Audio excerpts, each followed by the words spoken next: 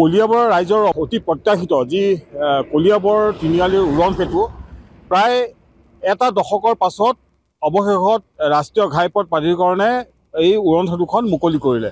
আনুষ্ঠানিকভাৱে মুকলি কৰা নাই যদিও দেখা গৈছে এতিয়া যান বাহন অহা যোৱা কৰিছে। কেমেৰা পাৰ্চন ৰাজুক মই দেখুৱাবলৈ ক'ম পৰিৱেশ যে এইখন হ'ল কলিয়াবৰ তিনিআলিৰ বহুদিন ধৰি ওলমি থকা এখন উৰণ সেতু অৱশেষত সম্পূৰ্ণ কৰি উলিয়াইছে আৰু এতিয়া যান বাহন ইয়াত যাবলৈ আৰম্ভ কৰিছে।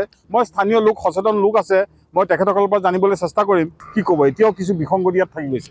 এটা অতি পৰিতাপৰ বিষয় আৰু এইটোৱে যে এখন অভাৰব্ৰিজ নিৰ্মাণ কৰিবৰ কাৰণে এটা দশক লগাটো অতি পৰিতাপৰ বিষয় কলিয়াবৰ ৰাইজৰ কাৰণে। লগতে উজনি নামনি অসমৰ সংযোগৰ মুখ্য মধ্যমণি হৈছে কলিয়াবৰ। কিন্তু 12 বছৰ সুদীৰ্ঘ 12-13 বছৰৰ পিছত আজি এই উৰণ সেতুখনৰ ওপৰেদি গাড়ী চলাচল কৰা দেখিবলৈ পোৱা গৈছে। কিন্তু অতি পৰিতাপৰ বিষয় যে যি উৰণ সেতুখন নিৰ্মাণ কৰা হৈছিলে তাতো আশাপূৰ্ণ বিসংগতিপূৰ্ণ হৈছে। এতিয়া দেখা গৈছে যে আনুষ্ঠানিকভাৱে কিন্তু এতিয়াও কিন্তু কৰ্তৃপক্ষই জিলা আয়ুক্তই হওক বা আমাৰ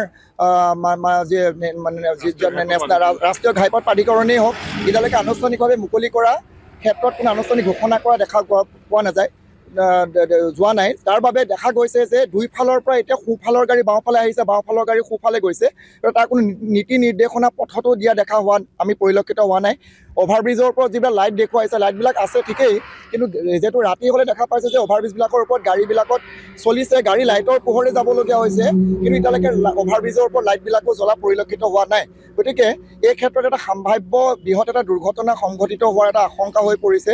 আৰু ইতিমধ্যে ইয়াৰ আগতো নিৰ্মীয়মান অৱস্থাটো ইতিমধ্যে কেইবাটাও দিনে 2টাৰ পৰা 3টা পৰ্যন্ত দৈনিক দুৰ্ঘটনা, মটৰ দুৰ্ঘটনা হোৱা দেখা গৈছে।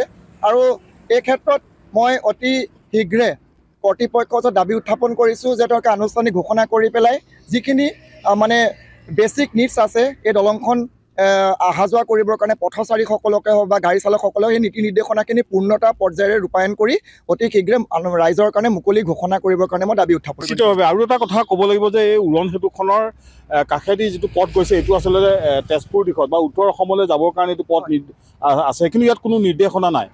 যান বাহনসমূহ যেতিয়া উজনিলৈ অহা বাহনসমূহ যি উত্তৰ অসম যোৱাখিনি এইফালে যে যাব লাগিব তাৰ কোনো নিৰ্দেশনা নাই। গতিকে এই ক্ষেত্ৰতো ৰাষ্ট্ৰীয় ঘাইপথ প্ৰাধিকৰণে ব্যৱস্থা গ্ৰহণ কৰিব লাগে। তাৰোপৰি দেখা যায় যে উৰণ সেতুখনৰ সমীপতে আছে কলিয়াবৰ ন্যায়িক আদালতখন, আৰু ন্যায়িক আদালতলৈ যাবৰ কাৰণে কোনো ধৰণৰ ইয়াত ছাৰ্ভিচ ৰোড নথকাৰ কাৰণে এতিয়া অসুবিধাত পৰিছে।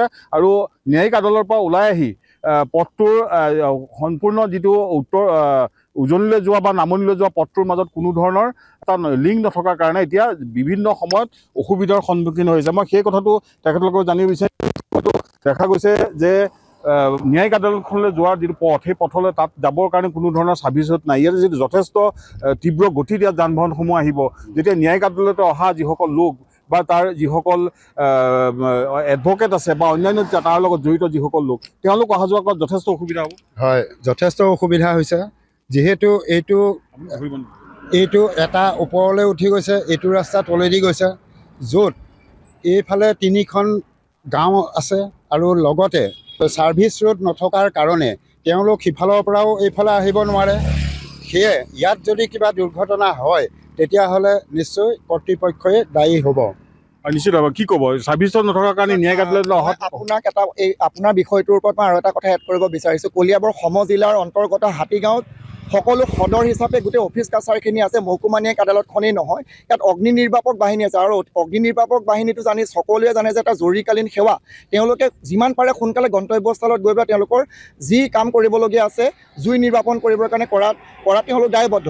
কিন্তু হাতীগাঁৱৰ যিটো মহকুমা ন্যায়িক আদালতৰ ওচৰত হাতীগাঁও তিনিআলি অৱস্থা, তাত কোনো ডাইভাৰশ্যন বা ইউটাৰ্ণ নথকাৰ কাৰণে অগ্নি নিৰ্বাপক বাহিনীৰ গাড়ীকে আদি কৰি অসম চৰকাৰৰ যিখিনি অফিচ আছে, আমাৰ কৃষি বিভাগৰ পৰা আদি কৰি খণ্ড প্ৰাথমিক শিক্ষা বিষয়া কাৰ্যালয়কে আদি কৰি সমাজ কল্যাণ বিষয়া কাৰ্যালয়কে আদি কৰি সমজিলা আৰক্ষী অধীক্ষকৰ কাৰ্যালয়কে আদি কৰি বীজ নিগম, মিলেনিয়াম গাৰ্ডেন, কৰিতল গাঁও পঞ্চায়তৰ কাৰ্যালয়, তাত যিখিনি বিষয়া কৰ্মচাৰী বা স্থানীয় লোক নিজৰ নিজৰ কামৰ কাৰণে চৰকাৰী অফিচলৈ আহে বা আদালতৰ কাম কাজত আহে বা অধিবক্তাসকলৰ কথাই কওঁ বা আমাৰ যিখিনি ন্যায়িক বিষয়া কৰ্মচাৰীসকলেই হওক, তেওঁলোকে যথেষ্ট অসুবিধাৰ সন্মুখীন হৈছে। এটা হাজোতিকহীয়া গাড়ীখনো কিন্তু এইফালেদি অহাৰ ক্ষেত্ৰত অপৰাগ হৈছে। যিহেতু এনে ক্ষেত্ৰত যদি এই ইউটাৰ্ণটো ব্যৱস্থা কৰি হাতীগাঁও তিনিআলি ৰাইজক বা এই ৰাইজখিনিক যদি কলিয়াবৰ ৰাইজখিনিক উপকৃত কৰা নহয়, তেতিয়াহ'লে তাত যদি বৃহৎ দুৰ্ঘটনা সংঘটিত হয় তেতিয়াহ'লে কৰ্তৃপক্ষ ইয়াৰ বাবে জগৰীয়া হ'ব।